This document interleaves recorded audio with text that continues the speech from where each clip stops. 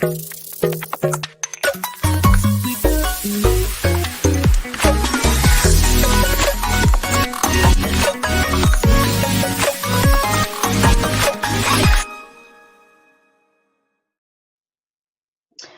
morning, good afternoon, good evening to everyone. Thanks for joining. My name is Yura Lee. I am a product manager for Microsoft Defender for Cloud's customer experience team. And with me, I have Stan. Hey, Stan, everybody. would you be able to introduce yourself? Yeah, absolutely. Thank you, Yura, for the quick intro. So I work with Yura, so I'm also product manager, one of the Defender for Cloud product manager, and recently have been primarily focused on the data security capabilities in Defender for Cloud. That's exactly what we're gonna talk about today, or more likely answer any questions in this space you might have, and we will do our best to address all the concerns and questions you have. Thank you.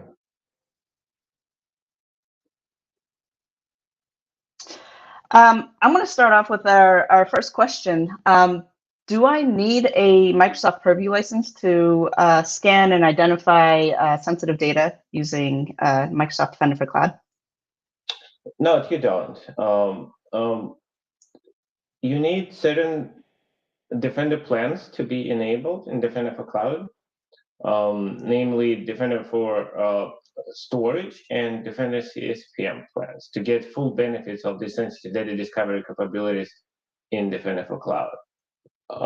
But if you're familiar with Microsoft Purview, there is a concept of custom sensitive info types that every organization might have in their environment, in addition to more than 200 plus defaults to sensitive info types provided by our classification engine that are available by default in Defender for Cloud.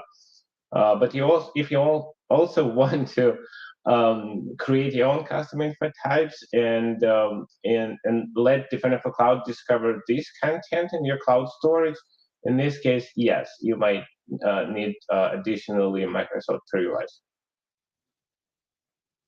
Fantastic. Thanks, Stan. Sure.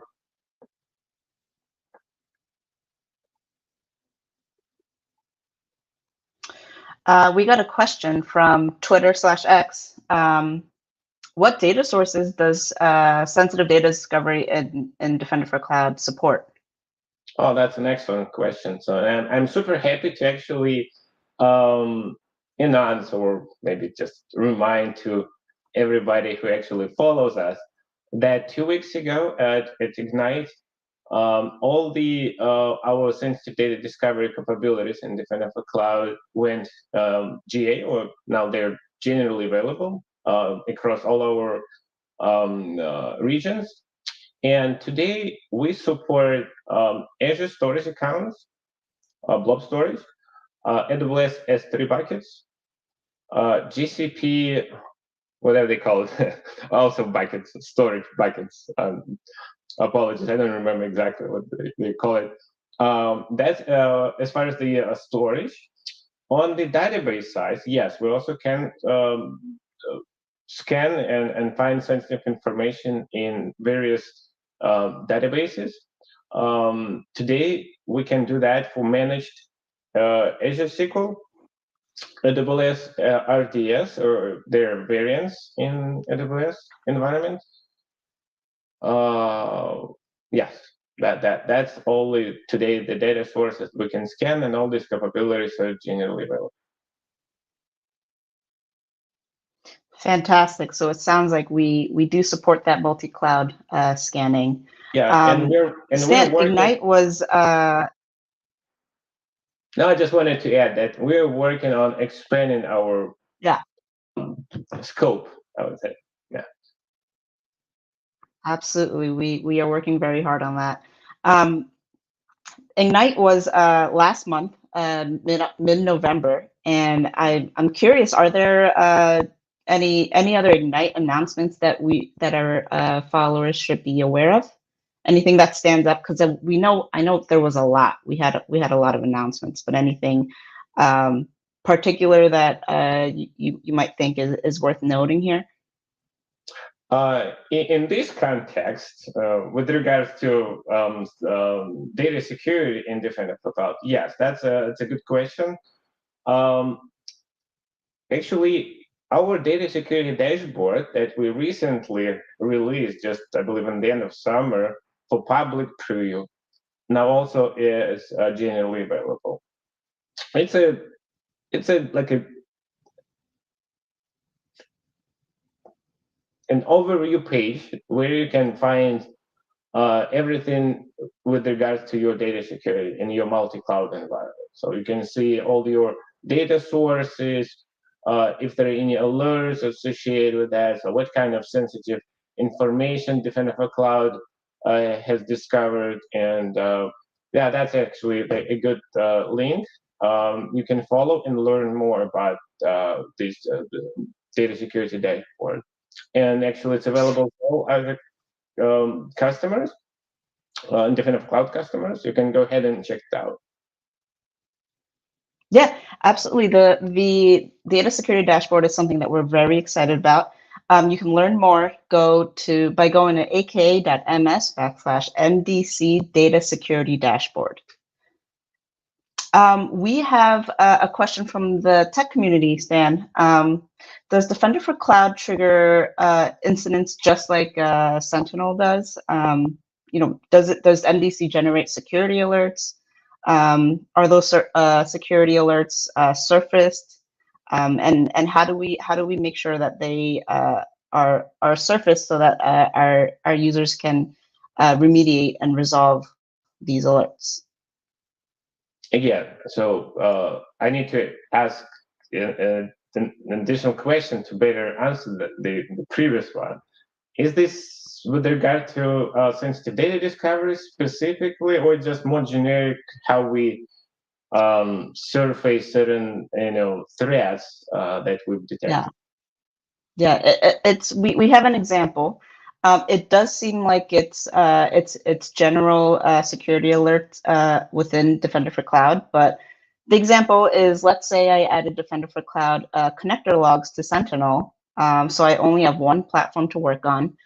When Defender for Cloud generates an alert, how long is the replication cycle for the alerts to populate in Sentinel? So again, it's not specifically within data security, sensitive scanning, but on a general Defender for Cloud level. Well, it's probably going to be a very long answer. And so we are not SMEs on the Sentinel side.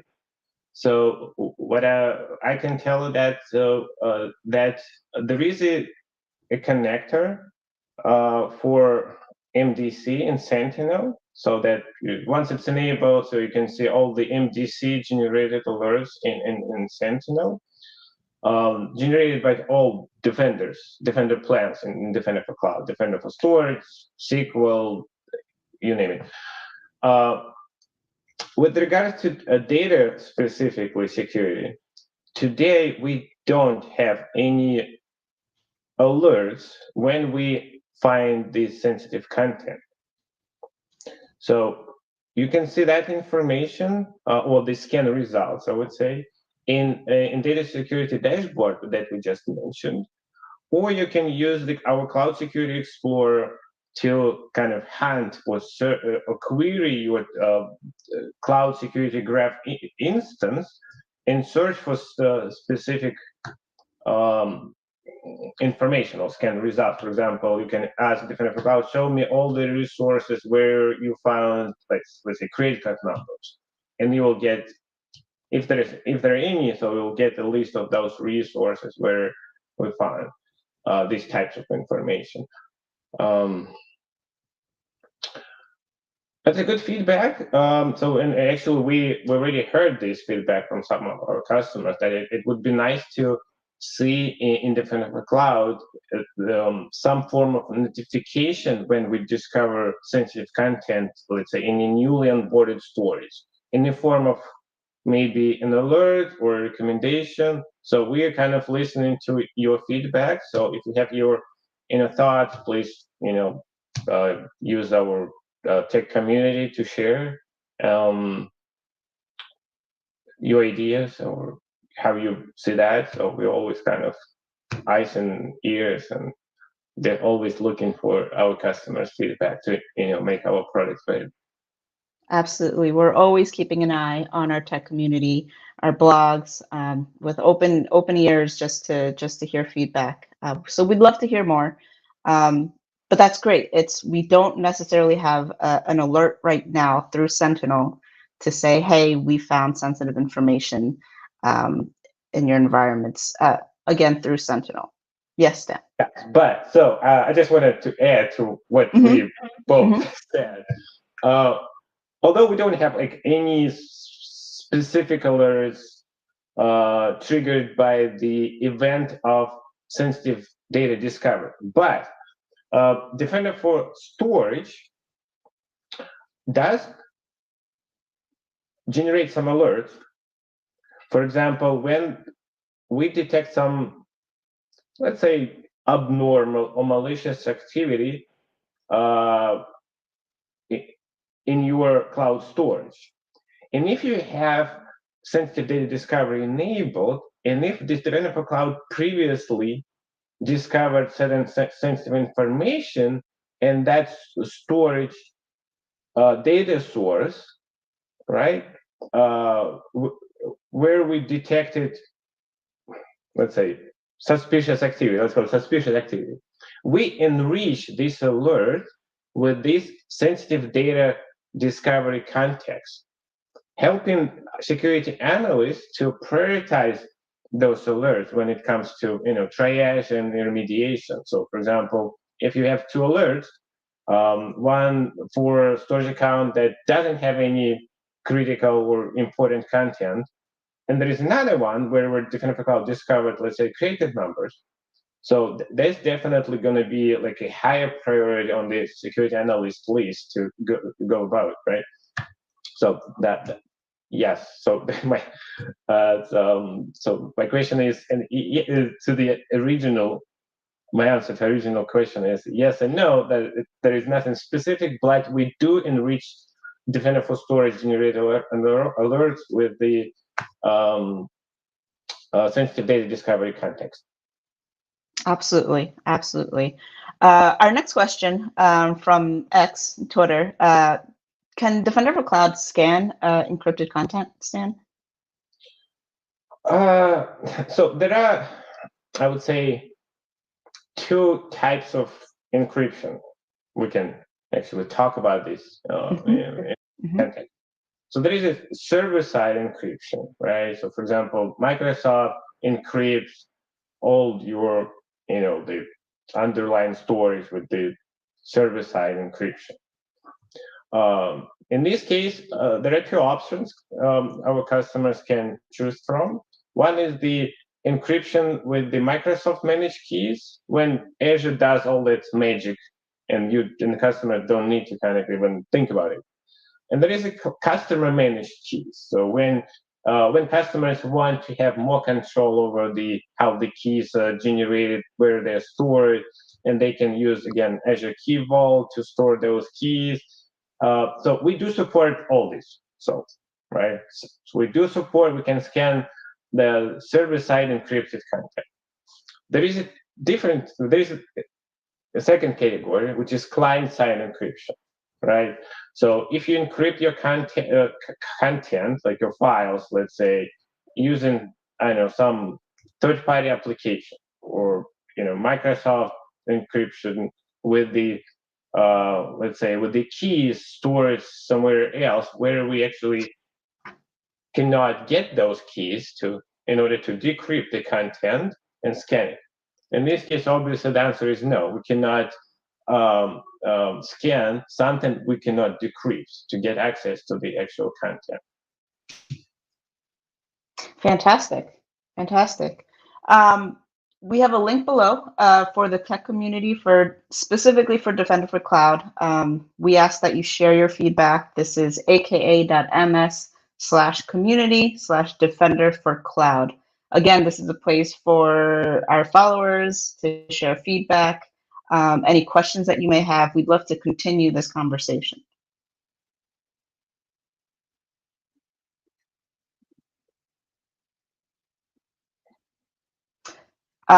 Let's see if we have any other questions. We've got a question that came up. How does licensing work for Defender for servers through Defender for cloud? So I know that, again, this isn't specifically about scanning for sensitive information scan, but for example, there is an enterprise Defender for endpoint P2 license, and now the customer wants to migrate the workloads to Azure. How is the licensing affected, and what's the process for returning the Defender for Endpoint license to the pool and use the native Defender for Cloud Plan 1 or Plan 2 to deploy the Defender for Endpoint agent seamlessly? I think the customer is looking, will we get charged twice for having those two different licensing? How would that work? Again, I know it's not specific to the topic today, but I think we get this question pretty often. Yeah, we do, but not being as me in this particular area, and my answer might be slightly outdated because I know that the Defender for Storage engineering team has been working on simplifying our initial approach to this problem, which was that for these kind of scenarios, when customers want to move from a license-based approach, right? So when you onboard your service directly to MDE, so in this case, you need to purchase licenses for X number of servers upfront, right? That's and if you want to migrate to the consumption-based pricing, that's what Defender for Cloud actually provide. Like any server or any service in Edge, it's a consumption-based, right, service, meaning that you pay only for what you use, and which is also kind of true for Defender for servers in this case. So if you onboard your service to Defender for endpoint for EDR and anti-malware, right? So you're getting the consumption-based pricing, meaning that we're going to charge only for for when the service is running, and when we're actually protecting that server, right? Again, so our initial approach was for these kind of scenarios that the customers would need to create a support case, and our support team would convert those licenses, right, those MDE licenses to Azure credits that the customers can then use to cover some Azure costs. I know that they've been working on simplifying this process. I'm just not 100% sure what the current status is. Yeah, and that's perfectly fine. I think we will take the initiative to follow up with the community, make sure that we keep everybody updated on that new simplified process.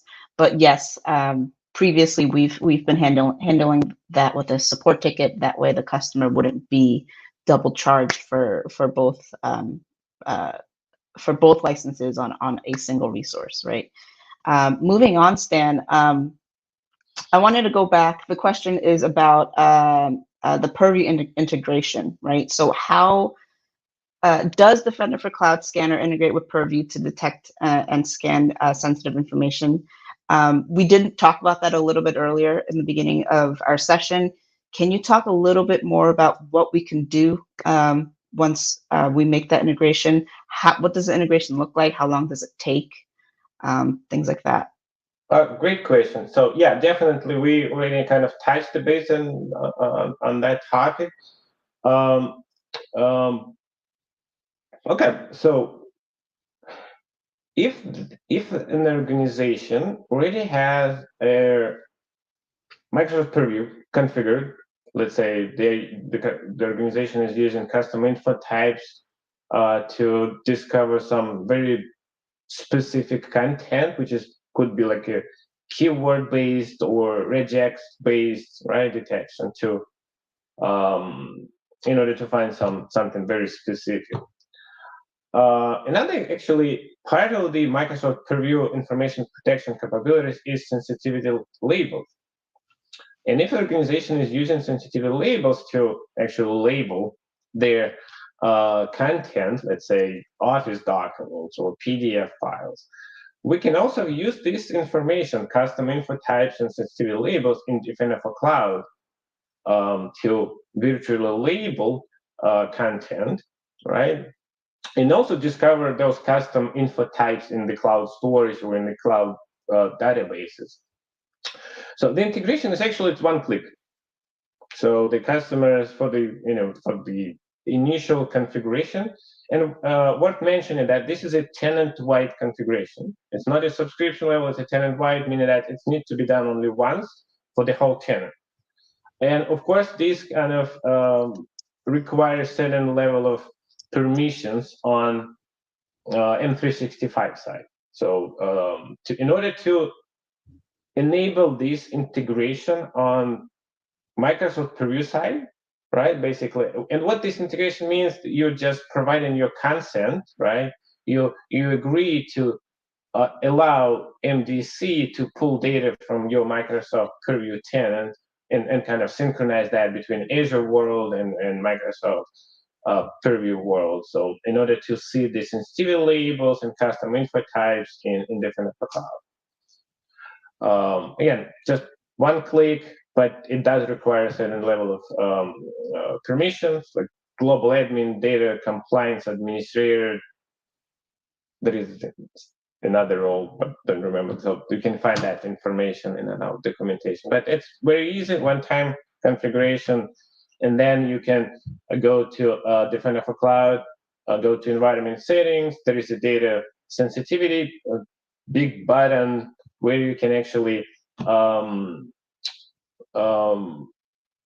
decide using like checkboxes which sensitive info types you want Defender for Cloud to search for, and which labels also you want us to use in your cloud environment. Yeah, thanks, Dan. So it looks like the integration is pretty seamless once you provide consent and you have the right permissions to do so.